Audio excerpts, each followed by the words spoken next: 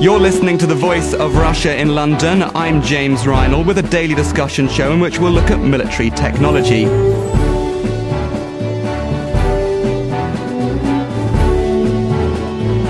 They are a weapon of the future, capable of precision strikes against terrorists. But critics say they also claim the lives of innocents, breach national sovereignty and raise big ethical questions for the military. Unmanned drone aircraft are doubtless changing the face of warfare. They are routinely deployed by the United States for purportedly surgical strikes on militants in Pakistan, Somalia, Yemen and Afghanistan. Military chiefs admire their ability to circle above targets for hours, piloted thousands of miles away by teams of technicians tucked away safely in an aircraft carrier. But do they lower the threshold of war and make politicians more bellicose? How good are they at minimizing civilian deaths, and why are they so despised by the people who live in these drone zones? And will they increasingly be viewed as an illegal relic from the American war on terror? To probe these questions, we're hosting a debate in our London studio. I'm joined by Edward Hunt from the defense analysis group Janes Consulting, Chris Woods from the Bureau of Investigative Journalism, Andrew Cope from the Global Justice Campaign Speak, and Oleg Demidov over the line from Moscow, a researcher from the Center for Policy Studies in Russia. Okay, to get the ball rolling, I want to get a single sentence answer from each of you to the following question. Maybe first of all to you, Edward. Are drones making warfare less ethical? I think not entirely, no. They are a tool rather than an aspect of war independent of the rest of the conflict. So the ethics of a given conflict will be the rationale behind why war is entered into, the objectives of the participants, and in some regard the way operations are carried out. Okay, and maybe over to you, Chris. I think the jury's still out as to whether drones are making warfare less ethical. I think it's certainly now clear that drones are making war more likely. And Andrew? I'd probably echo Chris in that they're making war more likely and also increasing civilian deaths, except at the same time I'd probably call into question the question that you posed, because I think that war is unethical at best, to be honest. You can't have more or less ethical wars? I think that all war, on the whole, would be unethical. We have to try and search for a world and a way of living together that makes war just less likely in the first place. Okay, and Oleg, over to you in Moscow. Well, I wouldn't say that drones make war less ethical, because they're just another sophisticated tool for conducting wars in the 21st century. They do not change the even nature of war itself. We had two of you saying, Edward and Oleg, saying that they're just a tool of war, one of many weapons that can be used. But maybe, Edward, given your background with Janes Consulting, you can spell out why have they become so popular by military chiefs? There's probably three rough areas of this. One is that they're not piloted, and therefore the threat to the crew themselves is diminished, and threat to manpower, one's own manpower, is always a primary concern of commanders. The second is that they're less expensive, both because they don't have any crew on board, who are very expensive these days, and also because they tend to be smaller, require less support and sustainment, and therefore you can have more of them. And the third is that because of the way in which they're put together, that they're networked, to use a sort of general term, they tend to allow a rather larger blanket picture to penetrate the fog of war, so you can have a better understanding of what's going on because they're over a target for longer, they communicate what they see, and there's always a man or woman in the loop who can try and interpret what is being seen and evaluate the best course of action. Okay, can you add to that anything more? Or maybe Oleg, given that you consider them to be a tool of war. I mean, for example, the Reaper and the Predator drones, these are two of the most popular ones used by America. I understand that they can be up in the air above a target for, 18 hours, 24 hours, circling around, transmitting full motion video back to the controllers. How does this change their ability to launch strikes against terrorists, which is what I understand they're most commonly deployed against? As for technical advantages of war drones, this is greater technical capabilities such as super maneuverability, because you don't need to take into consideration the limits of a jet pilot. Then we have that they are cheaper, can be constructed in large parties, and applied massively in conflict areas. Chris, I understand that you've done a lot of studies in the way that they're used in the battlefield, particularly in Pakistan, Somalia, Yemen and Afghanistan. Do you have a different take on the way that they're used and the impact they're having? Even a couple of years ago, I'd have agreed with Oleg and Edward and said they're just another platform. But what we're actually seeing, particularly over the last 2 years, is the emergence of very specific tactics which are emerging because this is a particular platform. And that's why I said earlier that I think that wars are perhaps more likely now because of the introduction of drones. So, for example, where we might have seen a military hesitance about engaging and carrying out a strike, we're seeing the military and civilian agencies carrying out attacks in places like Pakistan and Afghanistan, killing alleged militants and named militants, but also civilians. I don't think those attacks would have taken place 2 years ago. I don't think we'd have seen boots on the ground. We wouldn't have seen airstrikes because the risk of civilian casualties is much higher. Similarly, in Yemen at the moment, we're seeing a huge escalation in US drone strikes right now. Just to be clear, the United States isn't at war in Yemen, and yet it appears to be conducting a major military offensive in the south of the country right now. Multiple drone strikes happening practically daily. I don't think those events would be taking place without the invention and use of drones. So I think drones are changing the way that war is being fought, and they're changing the threshold, particularly for the United States right now, but I suspect other countries soon, at which war is engaged with. There are two really important points that come out of that. One of them is the possibility and number of civilian casualties, and there's the second point, which is there's less hesitance from the military to actually deploy. Maybe turning to you, Andrew, civilian casualties. I mean, obviously this is going to be your big concern. How accurate are drones? If you spoke to the average Pakistani, you would probably say that an American drone was hitting a Pakistani wedding every week. But what are the actual statistics on this? Well, for statistics, I believe you probably have to look more towards Chris. I think his bureau has actually suggested that there have possibly been at least 3,000 deaths by drones in the last decade, of which perhaps between 400 and 700 could be civilian casualties. We don't really know, but I think if you're going to ask that question, what we need to consider here is that it's actually quite difficult for us to determine who is a civilian and who isn't. I mean, from a drone's point of view, the operator on the ground will see figures, and if they see a person carrying a weapon, they can consider him a militant. I mean, in some cultures, such as in Yemen, in parts of these places where drones are operating, every man carries a weapon because that's part of the culture.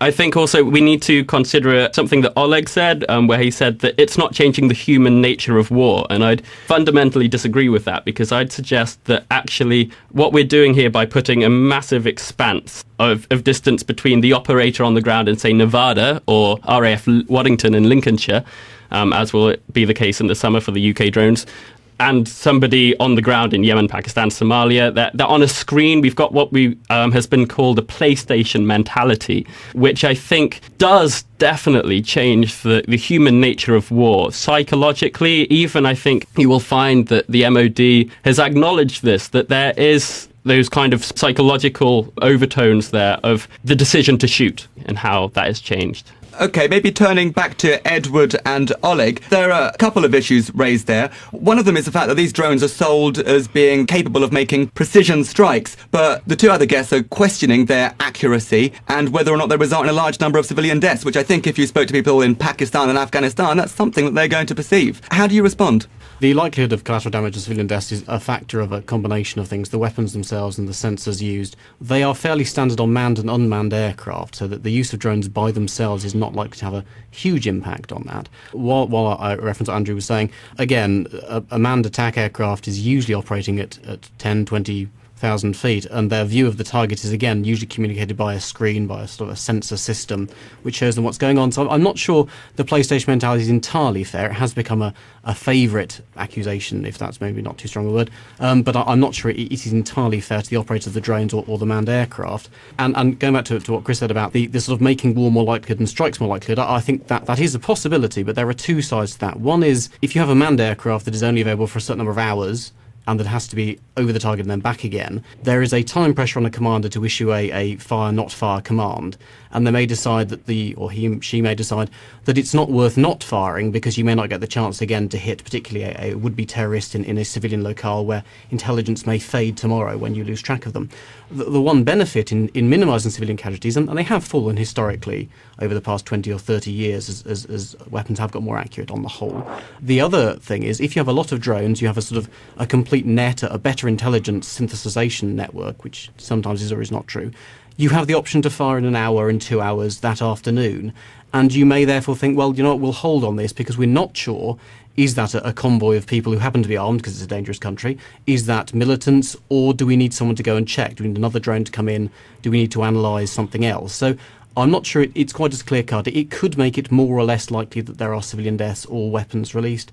But that would depend crucially on particular circumstances. One thing that Chris said that certainly is true, the cost, whether in dollar terms or in opportunity, is lower in using them than it would have been 20 years ago when a carrier battle group would have had to have sustained manned aircraft sorties over Yemen. Now, it is frankly much easier to put aircraft over there.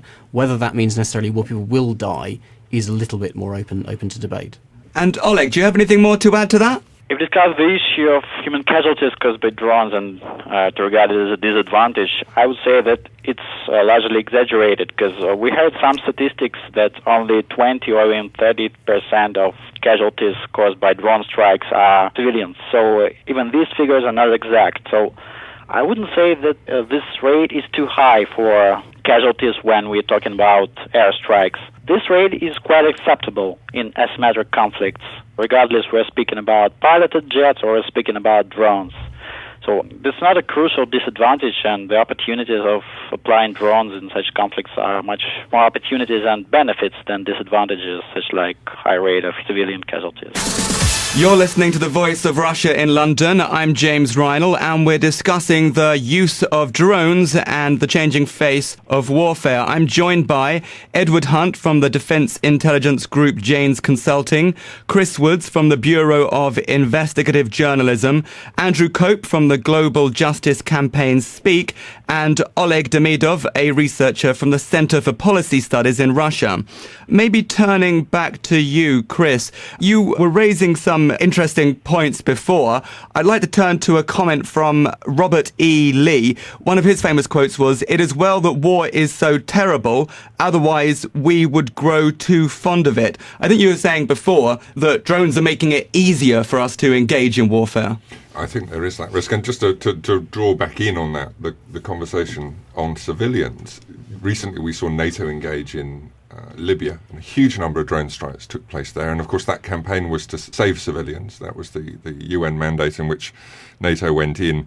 Initially NATO claimed that it had killed no civilians at all in its drone strikes in Libya. A follow-up by the New York Times found that at least 70 civilians had been killed in those NATO strikes. Again, in Pakistan, we have the CIA continuing to claim that it hasn't killed a civilian in Pakistan since May or August 2010. We believe they killed far more than 100 civilians in that time, and we've named many of those civilians. So there is, if you like, a propaganda battle wrapped up in this. Weapons of war kill civilians. It happens. It is entirely possible, I agree with Edward, that the number of civilians proportionally killed by drones may be lower. They are precision weapons, and they give some advantages to military commanders in terms of when they can carry out attacks and so on. But we have to measure that against what seem to be rather extraordinary claims by organisations like NATO and the CIA that they're killing no civilians. And of course this is simply a fiction that I think does need to be challenged and should be challenged by journalists, by researchers and academics and so on. Because the stakes, I think, are high. What's being decided on the battlefields of Yemen and Pakistan today may affect all of us tomorrow when drones are deployed domestically or within Russia or the European Union and so on. So I think we need to pay attention to the ethical debates that are taking place right now, because they're going to affect us all. Edward, how do you respond to that? I mean, I noticed that in Pakistan this week, parliamentarians have been discussing whether or not to insist upon the ending of drone strikes as a number of measures for the allowance of NATO to access Afghani bases through their territory.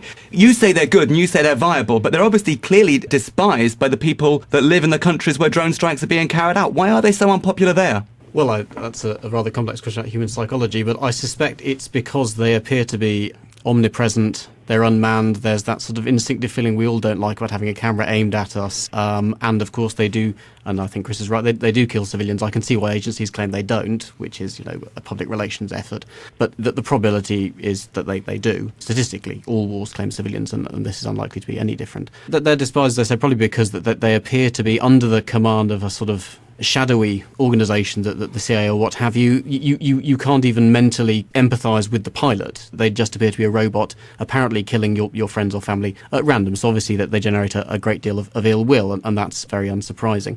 In terms of their continued usage and making war easier or undoing the Lee maxim that we should be continually afraid of it, there is that aspect of it. But in terms of their being increasingly used, they are constrained by two very, very clear notions, and this comes back to your point about them being used over European or Western states, Russia or the US.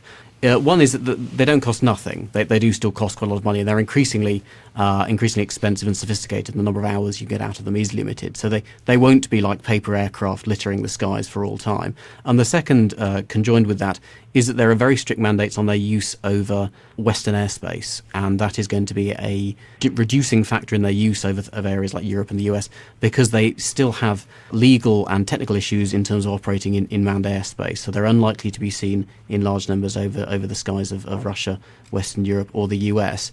That might be seen as being doubly unfair if they're used with reckless abandon over areas of maybe less busy airspace, but that's just part of the aspect in which they're used and the way in which they're governed. Because of those factors, the cost and the restrictions on their usage, they're unlikely to be flooding global airspace in the near future. Andrew, are the rules that are governing the use of drones, spelled out by Edward there, strong enough to make you feel comfortable?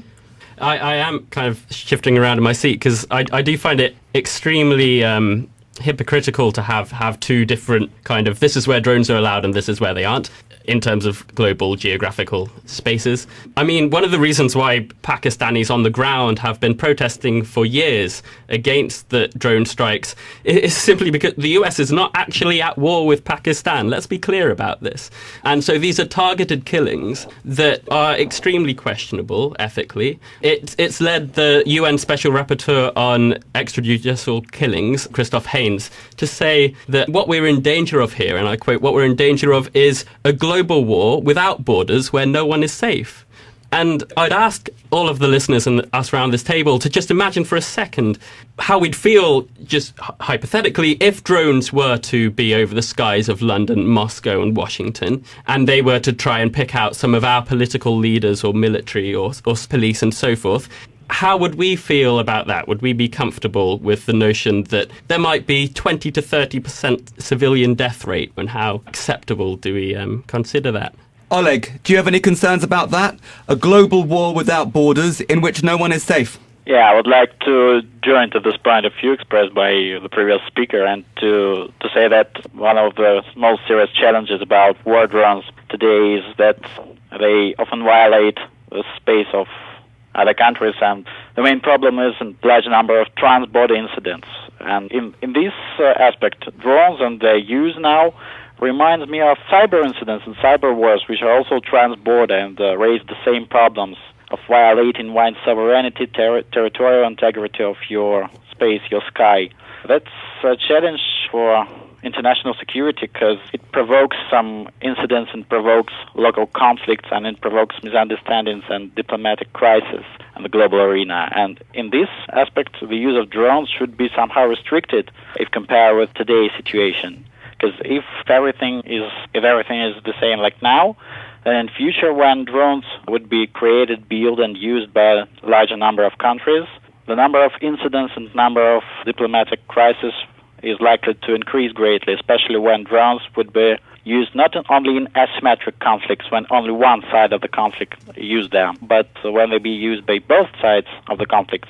The probability appears that the third neutral countries would also be affected by some war drone incidents or airstrikes from unpiloted jets and so on. That's one of the most serious issues concerning this. You're hypothesizing what a war might look like between two nations that were using war drones to fight each other. We cannot see the exact picture of this war from today, but we could anticipate some most principal features of such conflict. Let's only imagine, in theory, a conflict between China and the US when both sides use war drones, advanced unpiloted jets, ready to strike and equipped with modern warfare, with missiles.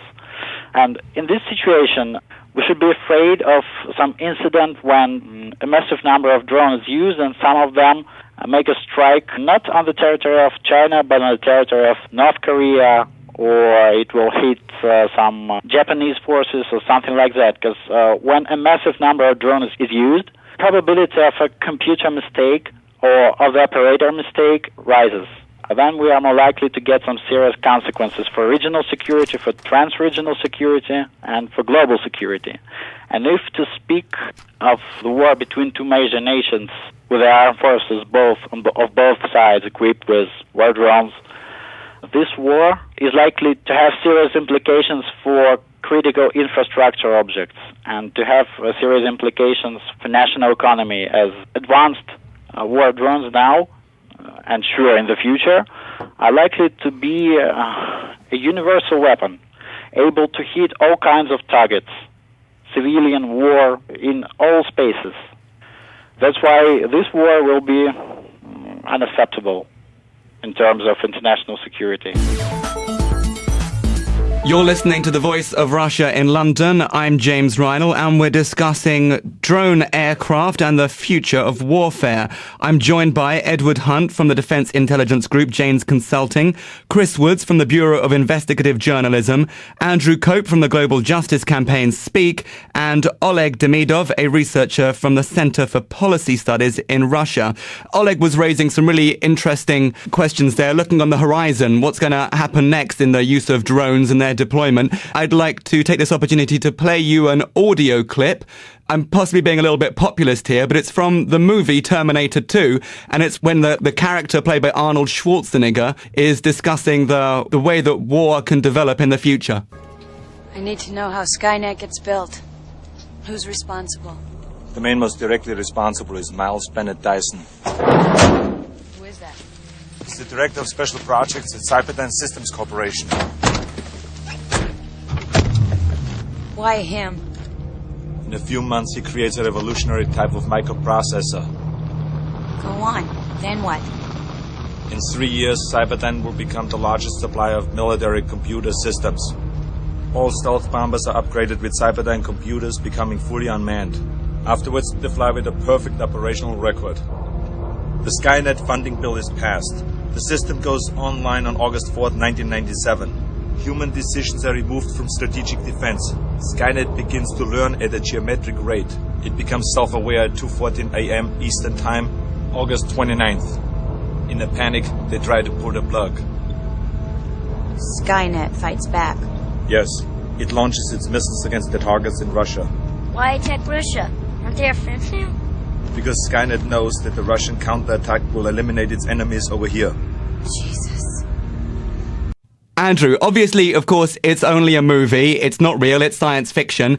But are some of the issues that are raised in that movie and this sort of sci-fi dystopia of computers taking control over the world, don't they come one step closer by the automation of warfare through the use of drones? I think we do need to look at where this technology is heading. There are academics such as Noel Sharkey who are looking into doing research about how autonomous drones are being developed. Nuclear-powered drones are being developed by the US at the moment. I think the danger, I'd say that the danger about hypothesizing, watching Terminator and adding 2 and 2 together and making 5 is that we can get carried away and we can forget that this is a reality that for the last 10 years, people on the ground across the world have been killed by aircrafts above them without a pilot in them. And that's a shocking reality that I don't think there's enough transparency over. I don't think there's enough public knowledge and awareness of. I don't think there's been full parliamentary investigations and disclosure of civilian deaths on. And so I certainly hear your point about watching Terminator and all the rest of it, except at the same time, let's not kid ourselves here. This is happening now, and let's actually ask ourselves the difficult questions about how we feel about this. Edward, Andrew says it's not here yet, but there are things that are in the pipeline, aren't there? I mean, at the moment, the drones that are being used are only firing when a pilot several thousand miles away actually presses the button. But how far are we away from weapons that do fire automatically? And do we have any understanding yet whether or not that would be legal, whether or not there'd be any accountability for these kind of systems, and whether or not they'd actually be better than a person at doing this? Whether they be better than a person is difficult. Artificial intelligence is a very complex subject about what intelligence actually is, obviously, and anyone who's had a laptop knows that they have a tendency to go wrong rather than try and take over the world when your back's turned. That's the reason, and also the legal and moral reason why there's always a human being in the loop, because the human brain is just better at doing these things. But it's also fallible. There are combat systems that do respond automatically to things. To go into another area of concern, landmines are being replaced by automatic defensive systems that are targeted to go off when certain characteristics are fulfilled, but are not tennis ball sized and designed to be picked up by small children, as a sort of a different type of defensive measure. On aircraft, the countermeasure systems are automatics. The pilot switches them to auto and they go off, much as your car changes gear in automatic mode. I think we're quite a long way away from a fully autonomous aircraft that cannot be turned back, cannot be stopped, and will just fire off its ordnance when it thinks certain conditions have been met. Because one of the biggest causes of casualties in war, civilian and military, is friendly fire, is incidents, is mishaps, is mistakes. And that's one reason why, particularly when, to be crude about it, these weapons are very expensive, you don't want to be firing them off willy-nilly at targets you think may or may not be, in reality, a threat to you. So there is likely to be, for a considerable period of time, I'd say probably another 20 or 30 years, limited progress in their ability to undertake an autonomous and completely independent mission. There may be some areas in which that isn't so true. Suppression of enemy air defences is one area where you go and look for enemy radars. That may be a mission that is flown largely autonomously, but that would maybe be an exception rather than a general move. And Chris, do you have any concerns about the future automation of warfare like this? Well, I do. I think we're already looking at this being the century of drones. There is no major Western arms manufacturer at the moment which has a manned fighter jet in development. Every aspect of arms development now is going to unmanned aerial vehicles. And in fact, in the United States, more drone pilots are trained now than actual combat pilots. So we're already moving into that world. In a sense, the autonomous systems that some people talk about are already being trialled. And in fact, the CIA uses something called pattern of life analysis in Pakistan, where it doesn't know who the people are below it, but it looks at their behavior patterns and whether they fit certain models, and then carries out strikes accordingly. That has led to some terrible errors. So, for example, in March of last year, the CIA attacked a tribal gathering, a jirga, which more than 40 civilians were killed, including a large number of tribal elders, that had catastrophic consequences for both the US and Pakistan in the area. In a sense, any autonomous system is only going to be as good as the programming going into it. And if we're getting it wrong manually, we're certainly not going to get it right autonomously. That was Chris Woods from the Bureau of Investigative Journalism, warning against the danger of unmanned drones becoming a dominant force in 21st century warfare. I was also joined by Edward Hunt from the Defence Intelligence Group Janes Consulting, Andrew Cope from the Global Justice Campaign Speak, and over the line from Moscow by Oleg Demidov, a researcher from the Centre for Policy Studies in Russia. You're listening to The Voice of Russia in London. I'm James Reinl, signing off from our daily discussion show in which we tackled the thorny issue of drone aircraft and their ethically controversial deployment in the battle zone. We're always interested in finding out what our listeners think about the show, and we'd also like to get your feedback on the debates we have and your ideas for future discussions. So, what's the burning issue you want to hear analysed on The Voice of Russia? Email us at uk@ruvr.ru with your ideas. That's uk@ruvr.ru. If you enjoy listening to our shows, why not also check out our website? The English language version can be found by logging on to www.english.ruvr.ru. And if you're a real fan of The Voice of Russia, consider going onto our social networking site page on Facebook and liking us. Stay tuned for the latest developments in world news.